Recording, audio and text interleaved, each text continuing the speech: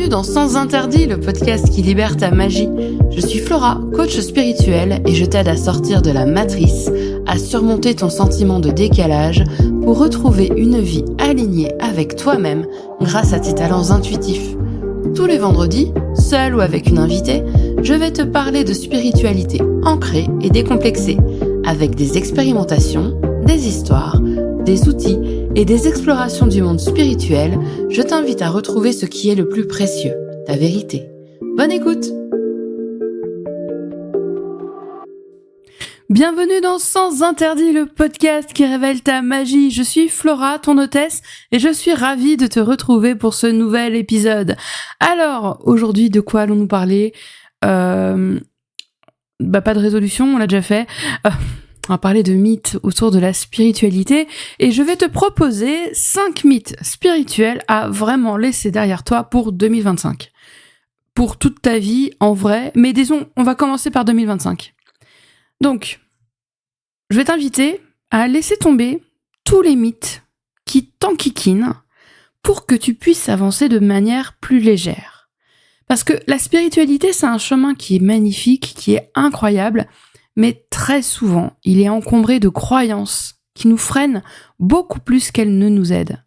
Alors, moi je te parle directement, et si cette année, tu décidais enfin de te libérer de ces mythes pour créer une spiritualité qui va vraiment te ressembler? C'est vraiment, si tu veux, tout l'objet de ce podcast, de cette chaîne de podcast, si je puis dire, pas tant de l'épisode, mais vraiment en fait, c'est la raison d'être de Sans Interdit. C'est une spiritualité qui te ressemble, qui est alignée avec qui tu es.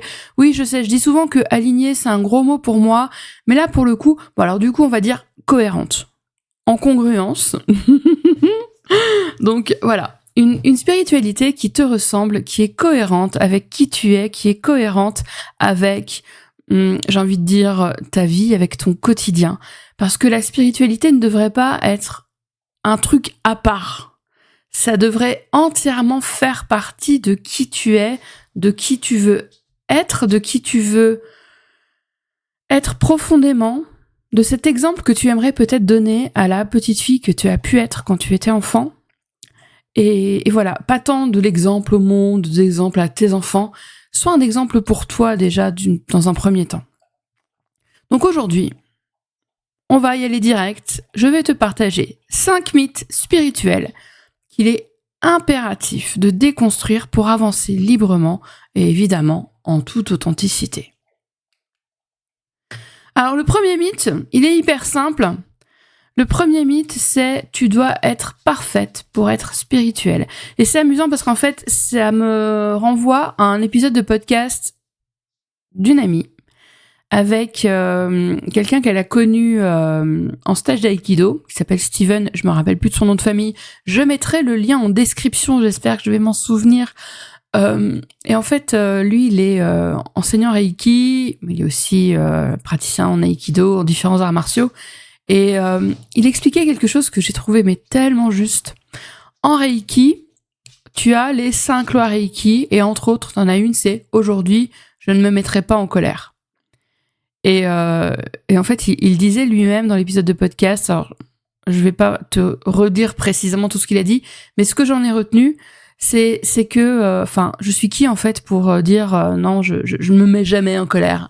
Ben non, en fait, on est humain, on est dans une incarnation humaine, donc ouais, des fois on est vénère, et des fois, il faut que ça sorte. Voilà. Donc, la perfection pour être spirituel. Je trouve que dans la perfection, il y a aussi une idée de concours de zizi. Je vais dire un mot en B, mais bon, quand même, il faut que j'essaie de me retenir un minimum en termes de gros mots. Un concours de taille de zizi par rapport à la perfection. C'est la comparaisonnite aiguë, si tu veux. C'est « ah ouais, non mais tu comprends, alors elle a tel et tel bijou qui viennent de tel et tel endroit, c'est incroyable, son tambour, il vient de je ne sais quelle tribu, du fin fond du Canada, et il a été consacré par la chamane de la tribu, alors forcément il est vachement bien, et puis on va pas te faire ça pendant 10 000 ans, on est d'accord, mais tu vois un peu ce que je veux dire. elle fait la méditation tous les jours, trop bien. Ben, elle, c'est pas toi, hein, et toi, c'est pas elle.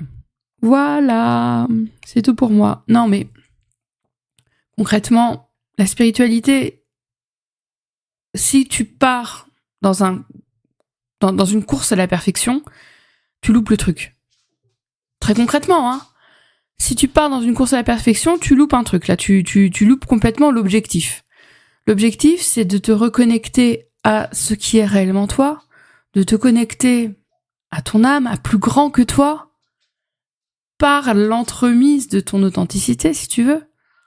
Et c'est pas de te dire, ah ouais, machine, elle médite tous les jours et elle fait du yoga, alors que moi, je suis tellement crevée que je m'affale dans le canapé pour regarder Netflix. Bref, pas de jugement, hein, je veux dire, clairement pas.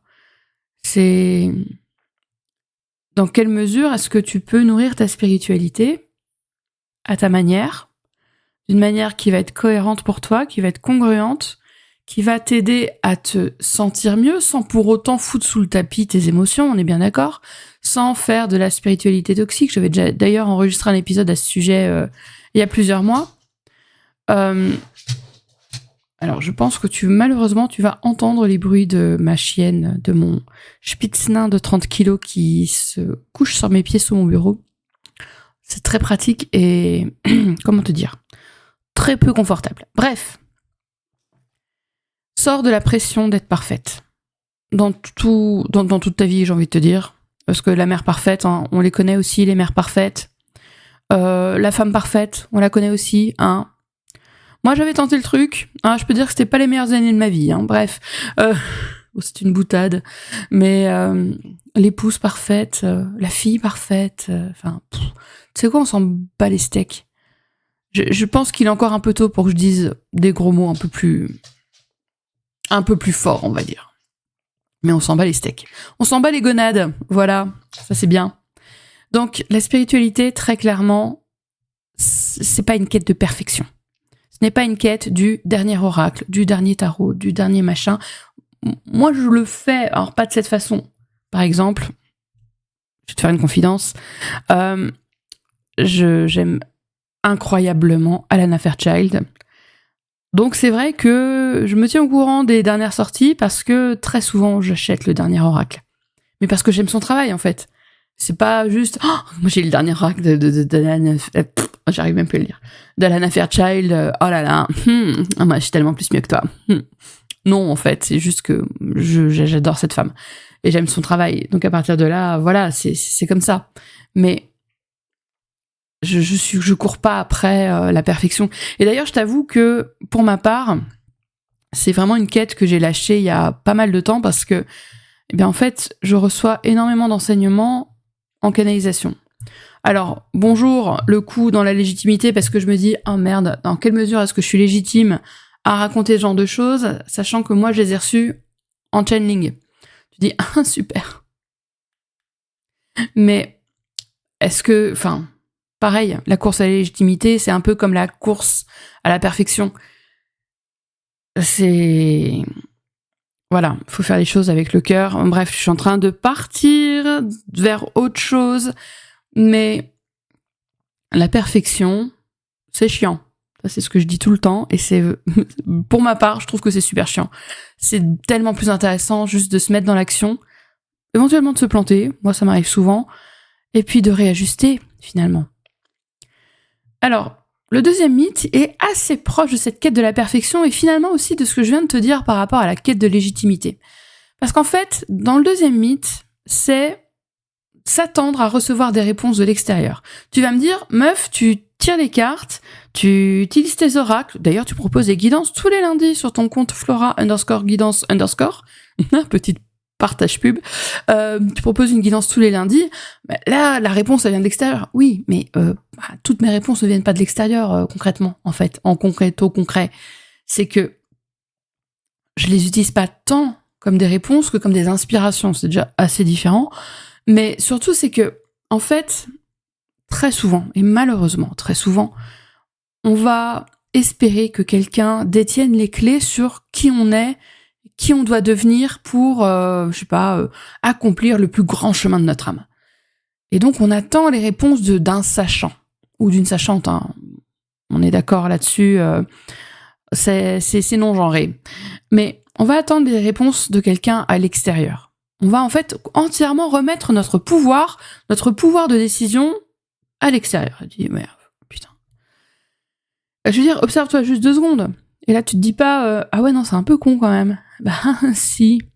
Mais tout le monde le fait. Concrètement, tout le monde le fait. Je veux dire, pareil, honnêteté radicale. Honnêteté radicale. Moi, si j'ai commencé l'astrologie quand j'étais ado, c'est parce que je voulais me comprendre. Et quelque part, tu pourrais me dire, oui, je pourrais me dire à moi-même, du coup, les réponses, elles viennent de l'extérieur, elles viennent d'un thème, elles viennent d'un bouquin, en l'occurrence de plusieurs, elles viennent de plusieurs livres, elles viennent d'une lecture qui a été faite, à mon père d'ailleurs, qui a été faite quand j'étais toute petite. Ça vient de quelqu'un d'extérieur à moi-même pour me dire qui je suis. Ouais, mais alors, là, tu vois, je suis en train de débattre avec moi-même, je suis en train de me dire, oui, mais non. Alors, dans un certain sens, le principe même de l'astrologie, on va mettre avec la numérologie, le human design, les gene keys, voilà. Le principe même, c'est de dire que ce sont des énergies qui sont imprimées en toi, qui sont imprégnées en toi. Donc, parfois, on peut avoir besoin d'un décodeur, si tu veux.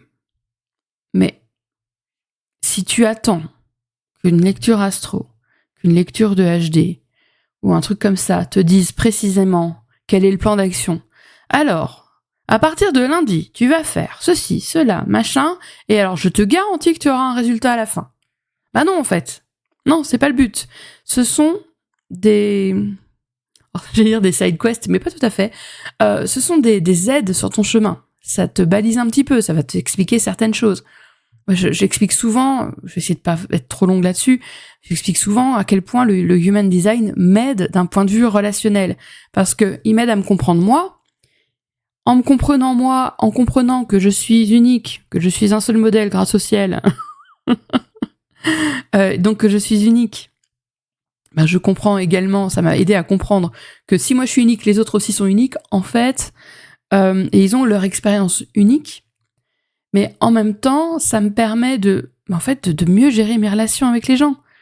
Parce que, déjà, mon entourage, je connais le thème de tout mon entourage, ce qui fait que je sais ce qui va être trigger, c'est pas de la voyance, c'est simplement de la connaissance de moi et de la connaissance des autres, et de la connaissance du fonctionnement qui est imprimé en eux.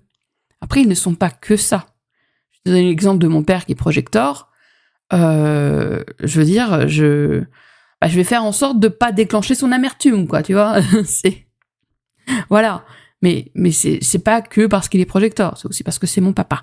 Mais ma mère qui est générateur, en fait non, ma mère, c'est un électron libre.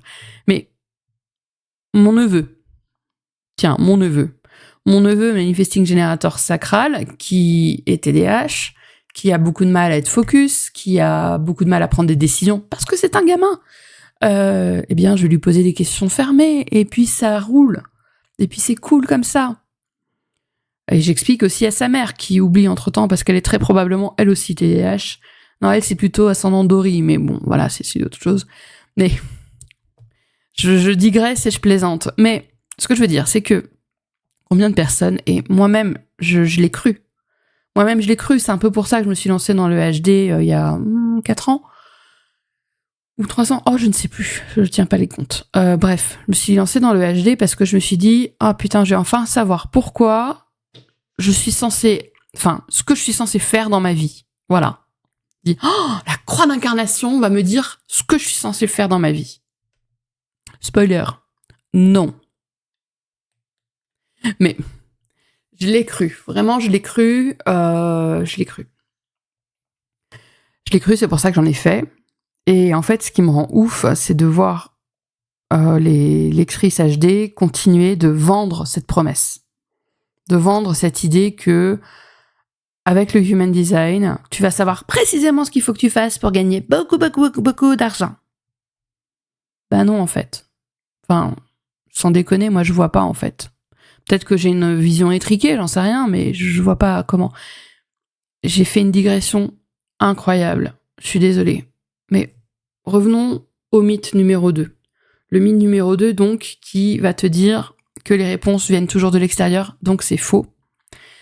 Ce qui va être important pour toi, ça va être de sentir en toi, alors d'écouter ton intuition, quelle que soit la manière qu'elle va avoir de se manifester, et de sentir à l'intérieur de toi ce qui va te sembler juste. C'est pas par exemple, reprenons un exemple HD qui me fait gerber à chaque fois que je l'entends, à propos des projecteurs, parce que je kiffe les projecteurs. Donc à propos des projecteurs, on va souvent dire « Ah non, mais les projecteurs, ils ont pas d'énergie ». Ça te dit quoi à l'intérieur de toi quand tes projecteurs, t'es en train de te dire « Ah putain, ça veut dire que j'ai pas d'énergie. Ah, bah alors je vais aller faire la moule sur un rocher. » Bah non. Donc, en fait, utilise ton discernement. N'attends pas de baguette magique, il y en a pas. Il peut y avoir des cartes, il y a des cartes au trésor, il y en a plein. Des cartes au trésor, il y en a vraiment des tonnes. Comme je te disais tout à l'heure, Astro, HD, Gene Keys, numérologie, quoi d'autre le channeling, le tarot aussi, effectivement, ça va te donner, ça va te guider. Mais à aucun moment, ça doit t'ôter ton libre arbitre. Donc, ok, tu peux avoir des guides, comme un guide ligne, tu vois. Mais au final, la réponse ultime, elle vient toujours de toi. Et il faut comprendre que tu as tout en toi. Donc, très clairement, demande-toi quelle est la dernière fois où tu as écouté ton intuition et est-ce que ça t'a guidé dans la bonne direction. Si tu me dis non, c'est que c'était pas ton intuition en fait. Ou alors, ça je l'ai aussi vécu, pas d'exemple là à donner précisément, mais quand j'ai eu l'impression, quand j'ai écouté mon intuition, et qu'au final c'est un peu fini en fiasco, en vrai, c'est que ça m'amenait vers autre chose. Voilà. Donc ça apprend la patience. C'est pas toujours agréable, mais au final, ça mène vers autre chose, vers quelque chose, vers une autre expérience en fait. Au final, on est des petits persos de jeux vidéo et puis on va de side quest en side quest, voilà. Quête, comment on appelle ça, les quêtes secondaires. En fait, quête secondaire en quête secondaire. Et puis c'est ok en fait, c'est ok parce que si la vie n'était pas juste une somme d'expériences, on se ferait bien chier, quoi. Le troisième mythe que je voulais te proposer, c'est que la spiritualité est forcément perchée. Que donc, par exemple, je pense à la méditation, parce que j'allais donner ça comme exemple, mais que la méditation aussi, c'est un truc hyper perché, tu comprends, parce que là, tu vas faire des mantras. En fait, déjà, non, pas obligé. Mais, en fait, souvent, d'un point de vue extérieur, on se dit que la spiritualité, c'est hyper ésotérique. Et c'est fait d'un grand nombre de pratiques qui sont complètement farfelues et hyper complexes. Et donc, en fait, complètement déconnectées de la réalité. C'était un truc qui avait été partagé par ma mentor en HD il y a au moins 2 ans. Ça m'avait fait rire. Mais c'était affreux, en fait, je trouvais, dans la pratique. Une nana qui avait vendu un coaching, en plus, genre le coaching, peut-être pas d'1 heure, mais pas loin, à quelque chose comme 5 000 ou 10 000 $. Tu te dis, mais déjà, mais what? Et parce qu'en fait, elle canalise. Et le coaching qui avait lieu en direct, elle est arrivée genre avec 1h30 de retard. Non, parce que tu comprends, en fait, la source m'a dit qu'il fallait que je me lave les cheveux. Et en fait, j'ai pas arrêté de me laver les cheveux parce que la source me disait qu'il fallait que je me lave les cheveux. Ok. et en fait, elle disait avoir je mets des guillemets, downloads, comme ça. Elle avait des downloads en se lavant les cheveux. Et que, j'avoue, franchement, des fois, j'ai honte, en fait. Ça me fout un peu la honte d'être channel et de voir des meufs faire des trucs aussi absurdes. Après, je dis pas, hein. Moi, j'ai déjà reçu des messages. Je vais te faire marrer. Ça m'est arrivé une fois. Alors, à cette époque, j'avais, ouais, je vais te dire les choses telles qu'elles viennent.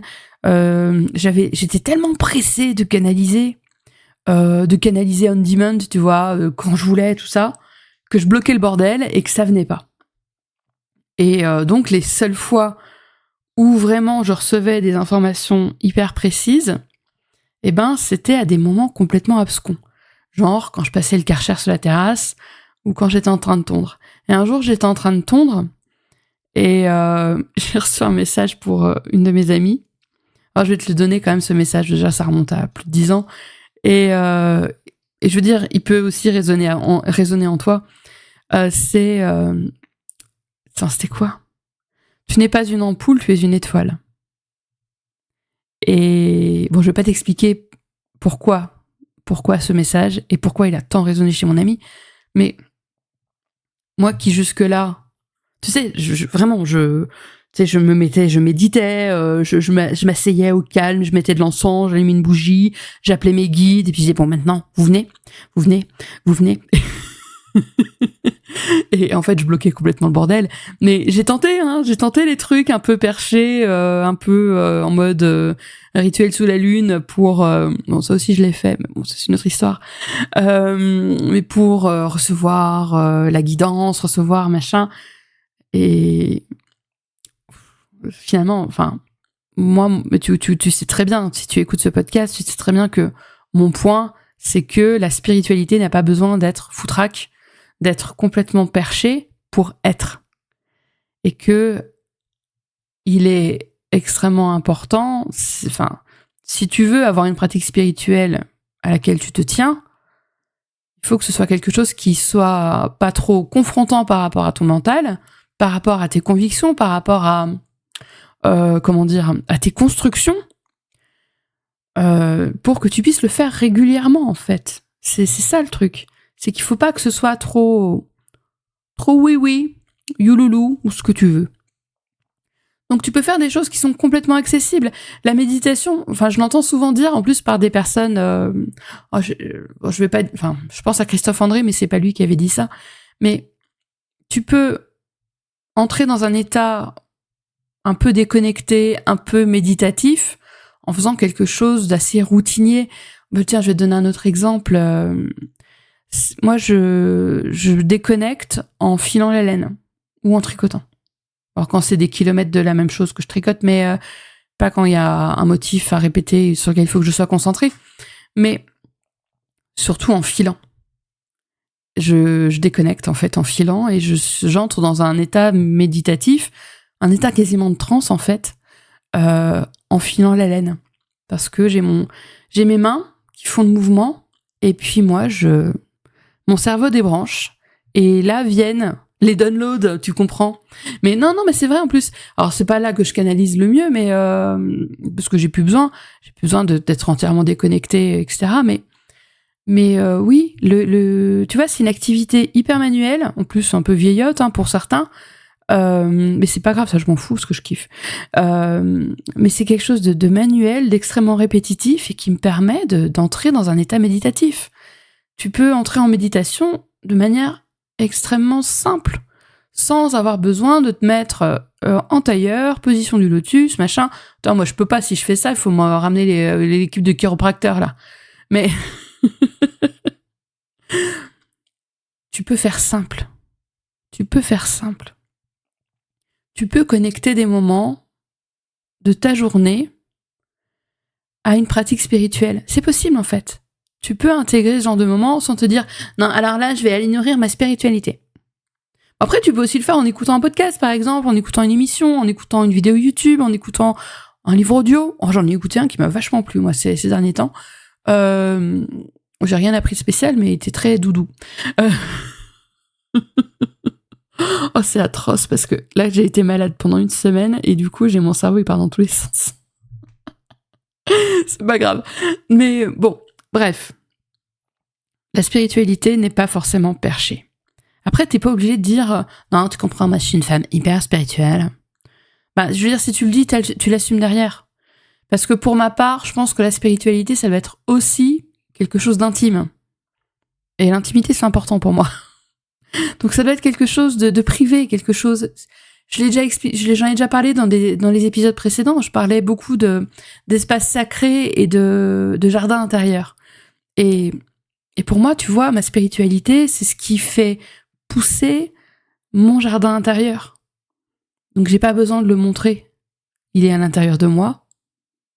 Et là, tu vois, en y pensant, je me connecte. Et c'est magnifique. Et c'est... oh, ça me fait du bien. Mais tu vois, c'est à l'intérieur. J'ai pas besoin de le montrer à tout le monde. Autre mythe. Oh, celui-ci, il est croquignolesque. Ah, il me plaît beaucoup. C'est... tu dois souffrir pour grandir. C'est très très proche du... non, mais il faut souffrir pour être belle. Oh, mais sans déconner. C'est en fait ce qui va, entre guillemets, valider les souffrances que tu as subies dans ta vie, en te disant...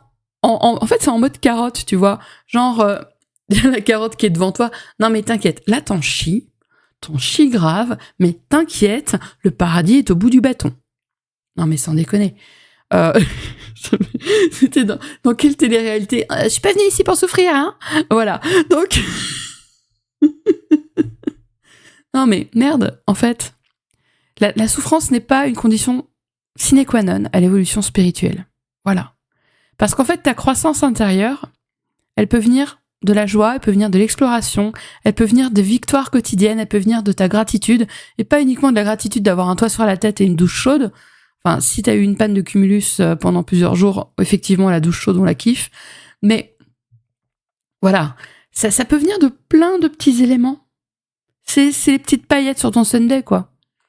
T'es pas obligé d'en chier grave pour pouvoir te dire non mais là tu vois, moi je suis quelqu'un d'hyper spirituel parce que en 8 jours j'ai perdu mon chien, mon père et ma voiture et mon boulot. Histoire de mettre un peu de caca sur le caca, mais non, en fait non. Ou alors c'est oui, j'ai une enfance de merde, mais tu comprends, c'est vraiment ce qui a forgé mon caractère et qui a fait de moi une femme aussi spirituelle. Désolée pour ton enfance, mais je suis convaincue qu'il y a plein de personnes qui ont eu des vies tout à fait normales, si je puis dire, sans pour autant, ne pas être des personnes spirituelles, en fait. Pour ma part, moi, la joie, c'est une forme d'expansion spirituelle. Vivre la joie, trouver ce qui va nous faire vibrer. C'est quelque chose qui nous nourrit, en fait. C'est quelque chose qui va nourrir notre âme. Parce que, très clairement, tu peux pas te nourrir du drama. Alors, oui, du fumier naissent les plus belles roses. Ok, mais t'es pas obligé, toi-même, de te mettre dans le fumier, pour garder cette métaphore. T'es pas obligé de te mettre toi-même dans le fumier jusqu'au cou, pour ensuite te dire, non, mais après, je vais bloom, je vais fleurir. Non, putain, cultive la joie. Cultive la joie des moments, cultive la joie de... Enfin, je vais te donner un exemple. Je partageais à des amis la semaine dernière. Je suis en train de lire un bouquin absolument fascinant sur l'astrologie draconique. On en parlera une autre fois, je t'expliquerai une autre fois. Mais ça m'excite, ouais, je suis dans un état d'excitation, c'est incroyable, c'est vraiment... Et ça me mettait tellement en joie. Et j'ai partagé ma joie. Et tu vois, là, je ressens énormément de joie à lire ce bouquin sur l'astrologie draconique. Tout comme je ressens énormément de joie, énormément de gratitude d'avoir Fifi, ma morue qui est sur mes pieds en dessous. Non, bébé, sors pas. Ah, merde. Bon, voilà. Oui, j'ai donné... j'ai Unleash the Kraken. Mais j'ai beaucoup de joie, beaucoup de reconnaissance qu'elle soit arrivée sur mon chemin. Parce qu'elle guérit mon cœur. Mais j'essaye, autant que faire se peut, de cultiver la joie. Tu vois, j'ai récemment, j'ai vu mes parents, ma sœur et mes neveux. C'était un moment de grande joie. J'étais très heureuse de les voir, d'autant plus que je les avais pas vus depuis longtemps. Et ça m'a fait vraiment beaucoup de bien. J'étais très heureuse de les voir. Je suis pas toujours d'accord avec mon père, je suis pas, voilà. C'est pas grave, en fait. Ça, c'est accessoire. Je profite de mes parents tant que je les ai. Je profite de mes neveux, de ma nièce que je vois grandir, qui est un, enfin bref. Oh, ça, on va en parler. Hein. Mais pas aujourd'hui. Ça, c'est prévu dans un autre épisode. Parler un petit peu de Vivi. Mais bon, bref. Je cultive la joie. J'essaye au maximum. Et pas, tu sais, la joie feinte. Pas, je veux dire, on va être d'accord que, j'en sais rien moi, tu viens de te faire braquer ta baraque, braquer ta caisse, t'as perdu ton taf, et tu vas dire, c'est bon, j'avais bien, tout va bien. Non, c'est bon, t'es pas Danny Boone. Hein. Ça, c'est une référence de vieille. C'est un sketch de Danny Boone dans les années 90, je crois. Bref. Ou tout début 2000. J'ai un doute, mais peu importe. C'est vraiment une référence de vieille. Oh putain. Tout début 2000, il y a 25 ans. Oh vache. C'est pas grave. Je vais ravaler ma fierté, ma vieillerie et mes rides. Non, si t'es en train de cumuler la merde, tu vas pas te dire, ah non, là, je vais cultiver la joie quand même. Enfin, navigue ta tempête de caca, mais dès que c'est possible, rallume la lumière. Dès que c'est possible, retrouve des points d'ancrage de joie qui vont t'aider à te sentir mieux, en fait, et à nourrir, comme je te le disais tout à l'heure, peut-être que c'est pas un jardin, peut-être que c'est une bibliothèque, peut-être que c'est, ton espace intérieur dans lequel tu te sens si bien. On va arriver au dernier mythe. Alors, je trouve que ça englobe un peu les 4 autres, mais en fait, en gros, c'est qu'il y aurait de bonnes façons et de mauvaises façons d'être spirituel. En gros, t'as les gentils et t'as les méchants, t'as les bons et les mauvais. En gros, t'as vraiment des guidelines à suivre, parce que si t'es pas dedans, non, en fait, t'es pas spirituel. Et en fait, concrètement, ce mythe-là, c'est un peu ce que je disais par rapport à la perfection, c'est lié à la comparaisonnite. Il faut que je mette des copyrights sur mes néologismes. Mais c'est la comparaisonnite. En fait, c'est ce qui va te faire te comparer à quelqu'un d'autre pour te dire, ouais, mais elle est plus spirituelle que moi. Que ce soit d'une manière... en fait, il n'y a pas de manière positive. J'allais dire de manière positive ou d'une manière envieuse. Mais quelque part, quand tu te compares, il y a une forme de toi qui envie aussi quand même, malgré tout. Hein. Parce que, je sais plus ce que je disais comme exemple pour la perfection, au niveau de la perfectionnite, oui, machine, elle a le dernier oracle de machin, elle va à la retraite de bidule, et puis ceci, et puis cela, elle est vachement plus spirituelle que moi. Mais quand tu penses ce genre de choses, tu te bloques aussi dans une forme d'envie, en fait. Tu l'envies quelque part, même si de toi-même, partir à une retraite, ce serait pas ton délire absolu, mais tu l'envies. Il y a une forme de toi qui te dit j'aimerais trop être à sa place. En fait, je veux dire, chéris ton chemin. Tu vois, on disait juste avant que y a un mythe selon lequel il faut en chier pour être spirituel. Ton chemin, n'importe quel chemin. Je pense qu'il y a très peu de personnes qui vivent dans un bonheur absolument absolu et qui n'ont pas connu de moments de caca. Il n'y en a pas. Parce que regarde même, par exemple, je pense à elle, là, la princesse de Galles. Je parle pas de Diana. Non, je crois que c'est même pas la princesse de Galles, c'était... Oh merde, la femme de... Oh, Kate, voilà, Kate Middleton. Je veux dire, tu la vois, elle est splendide, elle a eu des enfants, elle est mariée à un prince, alors quand même le rêve de princesse. Hein. Je crois qu'elle a fait de très bonnes études, vient d'une famille tout à fait aisée. Elle a surmonté le cancer, elle a guéri d'un cancer. Elle a une vie, je pense, qui est pas très enviable. Hein. Être de la famille royale, t'as le matériel, mais après, t'as tout le reste. Donc, voilà. Donc oui, non, c'est pas très enviable. On voit pas tout, en fait. Rappelle-toi de ça, quand même. C'est que, autant toi, tu sais très bien que personne ne connaît tout de toi. C'est faux, hein, si tu le penses. Personne ne connaît tout de toi. Mais t'inquiète, tu connais pas tout des autres. Donc, tu ne sais pas tout. T'es pas dans leurs chaussures. Et tu vois, quand tu dis toi-même, ouais, mais machin n'a pas suivi le même chemin que moi, machin n'a pas, n'a pas vécu les mêmes épreuves que moi. Oui, mais toi-même, tu sais pas quelles épreuves machin, avec des guillemets, a vécu. Donc, faut partir du principe qu'on a tous eu nos tempêtes de caca, que parfois on peut encore vivre des tempêtes de caca, et pour autant, essaye d'arrêter de te comparer. Fais les choses qui résonnent avec toi. Et je me répète, fais ce qui te met en joie. Observe-toi.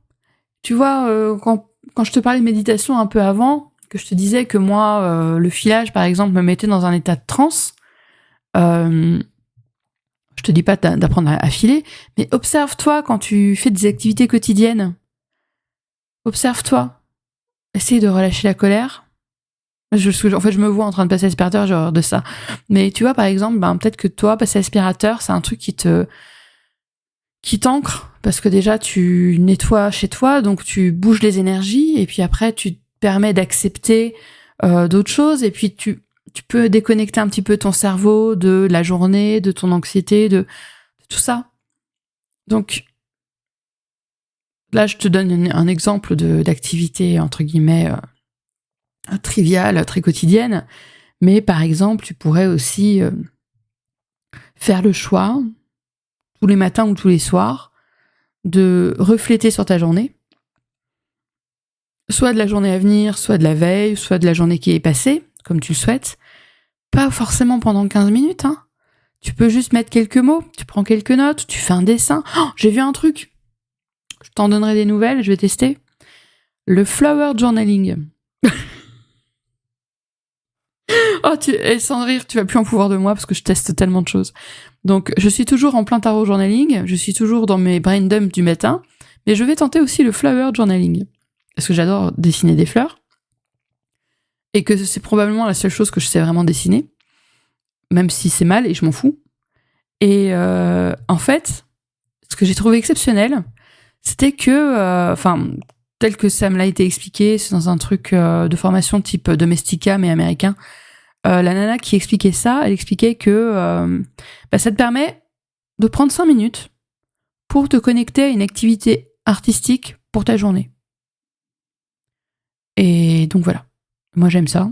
Donc maintenant, j'essaye de réorganiser ma journée. Le matin, je fais le journaling et le tarot journaling. Et puis le soir, je commencerai mon flower journaling. Mais fais des choses qui te plaisent. Cultive la joie. Cultive la joie, sans pour autant, encore une fois, mettre tes émotions dites négatives sous le tapis. Cultive ta joie. Voilà. Donc, mon conseil pour 2025, si tu l'as pas compris, cultive ta joie. Libère-toi en fait de ces idées, libère-toi de la perfectionnite, libère-toi de la comparaisonnite, libère-toi de... j'ai pas cherché le mot en hit pour tout. C'est dommage, de la perchite, de la soufrite et de l'extériorite. Allez hop, emballer, c'est pesé. Non, libère-toi de ces idées qui sont que tu dois être parfaite, que les réponses viennent de l'extérieur, qu'elles vont être données par quelqu'un d'autre. Il faut toujours que les réponses vibrent pour toi, ça c'est le principal. Que la spiritualité, c'est un truc de youloulou, de gens perchés qui sont bons à enfermer, qu'il faut souffrir pour évoluer. Et encore une fois, qu'il y a une bonne et une mauvaise façon d'être spirituel. C'est faux. Voilà. Ça, j'aurais pu le faire en 5 minutes. J'aurais pu te dire la liste et te dire « C'est faux, salut !» Mais bon, non, il a fallu que je cause. En tout cas, rappelle-toi que la spiritualité, ça n'a pas à être quelque chose de complexe. Si tu veux d'autres idées pour essayer de développer ta pratique spirituelle, de tester des choses, je t'invite à continuer de suivre ce podcast, à continuer de l'écouter. Tu peux le faire vivre en mettant des étoiles, des commentaires, en le partageant. Tu peux me taguer, comme ça je saurais que tu m'as partagé, sur Insta avec Flora_guidance_. Tu retrouves mes offres, mon site, tout ça en description. Je vais tâcher de me souvenir de te mettre l'épisode de mon amie Pauline avec son ami Steven, qui est très intéressant. Et puis, dis-moi alors, quel mythe t'a parlé le plus et quel mythe tu vas mettre de côté pour 2025. On se retrouve la semaine prochaine pour un nouvel épisode et en attendant, je te souhaite une bonne journée.